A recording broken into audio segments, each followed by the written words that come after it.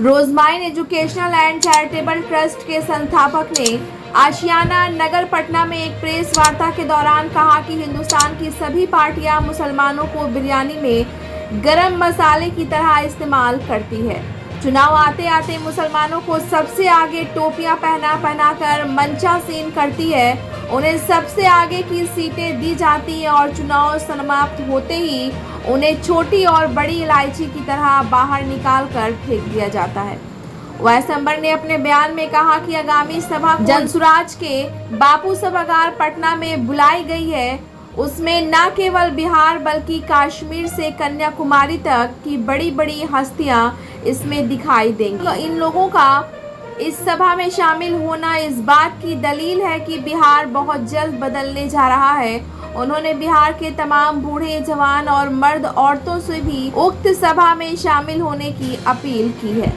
Bureau report, Bihar दर्शन। पूरे भारत से, महाराष्ट्र से लेकर कन्याकुमारी से कश्मीर तक के कई राज्यों के लोग जो बिहार छोड़कर व्यापार के सिलसिले में गए हैं वहां, वो हमारे संपर्क में आए और हमने उनको 3 दिन पहले दावत दी और वो उनमें से बहुत बड़ी बड़ी शख्सियत बिहार पहुंच चुकी है। कल वो चेहरा आपको स्टेज से दिखेगा जो बहुत आप सबके लिए भी ब्रेकिंग न्यूज होगा।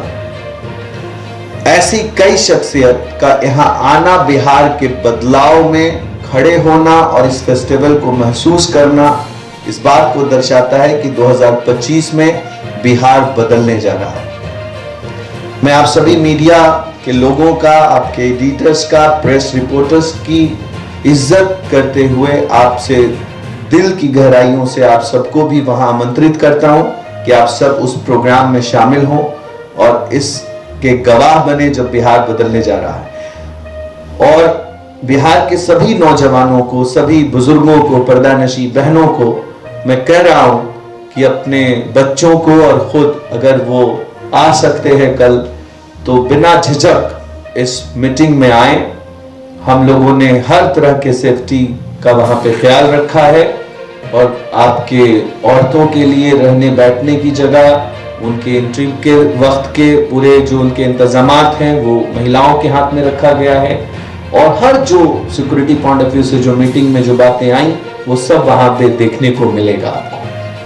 मैं इस दावत के साथ साथ आप सब उन लोगों का बहुत प्रेम से गांव तक पहुंचा सकें और इस मंजरनामा में उनको आमंत्रित कर सकें, उनको बुला सकें, उनको दावत दे सकें। सर, जिस तरीके से प्रशांत किशोर की जो पार्टी है जनसुराज चर्चे में, लेकिन कहा जा रहा है कि बीजेपी के बीट मानी जा रही है। देखिए, जो लोग भी बीजेपी की बी टीम बोलते हैं और जो सुनते हैं, उनको सिर्फ इतना सा ख्याल करना है कि 2 + 2 5 नहीं हो सकता। अगर हम 243 सीट पे बिहार में जब इलेक्शन लड़ेंगे तो हम बीजेपी के खिलाफ भी इलेक्शन लड़ेंगे, आरजेडी के खिलाफ भी लड़ेंगे, जेडीयू के खिलाफ भी लड़ेंगे। हमको किसी दूसरी पार्टी से कंपेयर करना उचित इसलिए नहीं है क्योंकि हम 243 पर अपना कैंडिडेट उतार रहे हैं।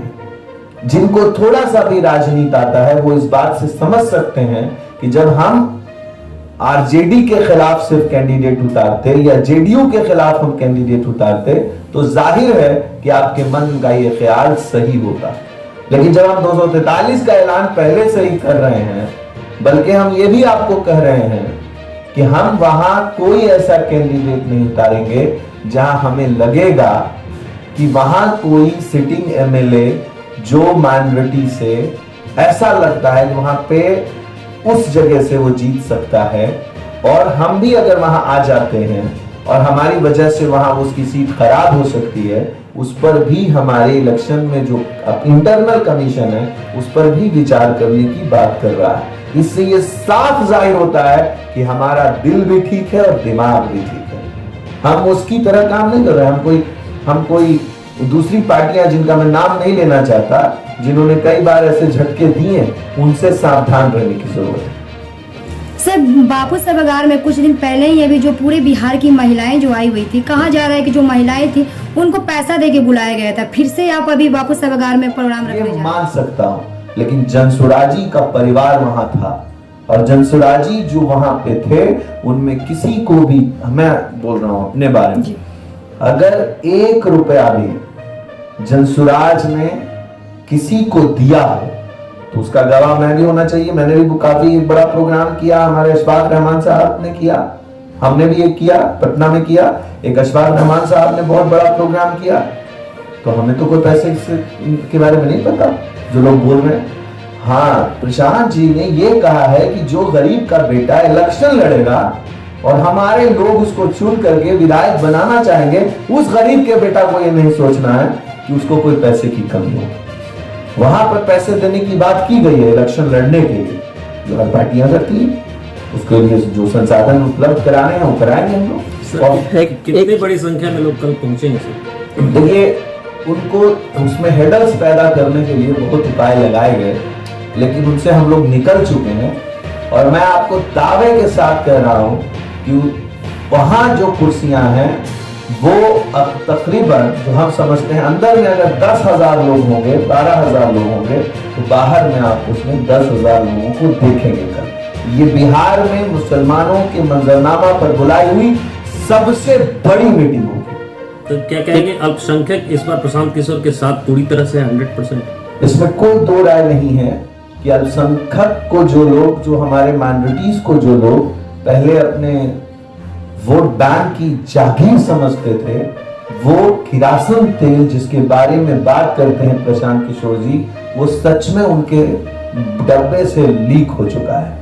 और जो लोग इसको इस्तेमाल करते थे दूसरी पार्टियां गरम मसाला की तरह, कि जब मन किया तो उनको रख लिया अपने साथ और उसके बाद उसका इस्तेमाल किया, दाढ़ी टोपी का एक सफ लगाया। सब इलेक्शन से पहले होता था, नए कुर्ते बांटे जाते थे, नए टोपियां लगाई जाती थी। वो थर्ड ऑप्शन जो मुसलमान के रूप में देखते थे लोग, उनको, हमको फर्स्ट में भी नहीं रखते, सेकंड में रखते थे। आज के डेट में हम आपको वादा करते हैं कि आने वाले 2025 का इलेक्शन 2 पार्टियों के बीच लड़ा जाएगा, एक एनडीए और दूसरा जनसुराज, और जीतेगा तो जनसुराज। एक खदशा है लोगों के, मुसलमानों के बीच में खास करके, कि ये आज प्रशांत किशोर जैसे और पार्टियों को जी सहयोग करते रहे हैं जी, और उस तरह से फिर जैसे बीजेपी आज जो सो मुसलमानों के खिलाफ पार्टी हो गई, कल हो सकता है कि प्रशांत किशोर भी उसी रास्ते पर चले जाएं, क्योंकि उनको भी प्रशांत किशोर जी की सिर्फ पार्टी नहीं, पहली बात तो जनसुराज प्रशांत जी की पार्टी नहीं है, प्रशांत जी भी की पार्टी, प्रशांत जी भी उसमें हैं। हमारा जो संविधान है, उसके जो मैन्युफैक्चरर हैं, जो उसके राइटर हैं, जो उसके कंस्ट्रक्टर हैं, उसमें हिंदू समाज के सभी समाज के वर्ग के लोग हैं, यादव समाज के भी, कुशवाहा समाज के भी, भूमियार, राजपूत, ब्राह्मण, बनिया समाज के भी, SC ST समाज के भी, OBC समाज के, हर वर्ग को लिया गया है। तो उस जनसुराज जो पार्टी है वो प्रशांत किशोर जी की भी है और उसके वो मुखिया रखे गए हैं, जो हम लोगों के गार्जियन के रूप में है, लेकिन वो चीफ मिनिस्टर चेहरा नहीं है। इस बार भी प्रशांत किशोर जी भी वही प्रोफेशन में है जिस प्रोफेशन में वो नरेंद्र मोदी जी के समय में थे। उस वक्त वो नरेंद्र मोदी जी के लिए जब काम कर रहे थे, he was a consultant, political consultant. तो वो उस वक्त कंसल्टेंसी कर रहे थे, पॉलिटिकल कंसल्टेंसी के रूप में काम कर रहे थे। और अगर हमें इस्लाम में भी सिखाया गया है कि अगर आप डॉक्टर हैं, आप किसी का इलाज कर रहे हैं, तो उससे उसका धर्म जात नहीं पूछना है इलाज के समय, उसका दर्द दूर करना, क्योंकि आप उसकी फीस ले सकते हैं। तो प्रशांत जी ने जो फीस ली उसमें उन्होंने अपना धर्म निभाया।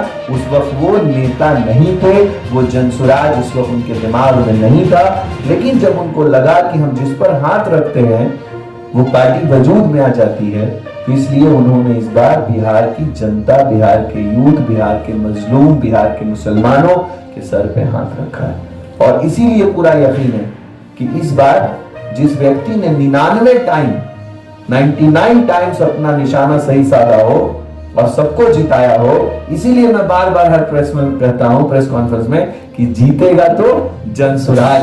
ऐसा तो नहीं कहीं EVM का मामला कुछ चक्कर चलेगा यहाँ? अब ये सब भी सोच लीजिए आप सब, अब ये सब आप लोग सोचिए, क्योंकि न सरकार मेरी ना हम केंद्र में, ना हम राज्य में। मतलब अगर हम अपने भरोसे से कह रहे हैं कि जीतेगा तो जनसुराज जी कोई भी कुछ कर लीजिए, तो बोलते हैं आपकी कहीं कोई खेल तो नहीं है। ऐसा बिल्कुल नहीं, बिल्कुल नहीं। चूंकि अभी इसके पहले और पार्टियों पर आरोप लगते रहे हैं। देखिए हमारी पार्टी साफ सुथरे छवि से साथ में काम कर रही है, ऐसा कोई नियत हमारी नहीं है। ना हम लोग 2 नंबर तरीके के रास्ते जानते हैं। वो दोबारा वापस नहीं जाएंगे। हम तो कह रहे बिहार हैं में तो कि रोजगार है ही नहीं, तो ये सबसे बड़ी बात है कि जो छठ में क्या, जो रमजान में आएंगे वो भी रोजा रखेंगे, अपने माँ बाप के साथ इफ्तार खोलेंगे और ईद भी मनाएंगे, बकरीद भी मनाएंगे, छठ भी मनाएंगे, होली भी मनाएंगे, दिवाली भी मनाएंगे। नौजवानों जो बाहर मजदूरी करने के लिए गए हैं, अब देर नहीं है, बिहार बदलने वाला है। और बिहार के बदलने के साथ साथ आप लोग अपना वापसी का तरीका बना लीजिए। जल्द ही आप लोग आने की तैयारी कीजिए। यहाँ इंडस्ट्री भी लगेगी, बड़ी बड़ी इंडस्ट्रियां लगाई जाएंगी, एक रोजगार का संसाधन बनाया जाएगा। बिहार को डेवलप करने के लिए blueprint, road map with direction and with the time duration के साथ तय किया गया है। ये वो पार्टी नहीं है जो 9वीं क्लास के साथ की जा रही है वो डिजाइन। पार्टी गहरी पार्टी है, पार्टी पढ़े लिखों की पार्टी है। इसमें तो हम लोग ये भी तय कर चुके हैं कि मैट्रिक पास लोग इसमें इलेक्शन नहीं लड़ेंगे। जो हमारा टोटल वोट बैंक तैयार हुआ, जिसमें हम लोग सबसे हाथ उठवा के पूछा, वो पहले ग्रेजुएट के नीचे भी नहीं आने को तैयार था हमारा नौजवान, लेकिन बहुत मनाने पर +2 तक राजी हुआ। तो आपको ये सब बदलाव नहीं दिख रहा है कि कोई जाहिल आदमी अब इलेक्शन में लड़ सकता है? मतलब +2 तो मिनिमम होना चाहिए। तो ये सब बदलाव बिहार के बदलाव की तरफ, अच्छे लोगों की राजनीति की तरफ ले जाता है। Thank you so much. Thank you.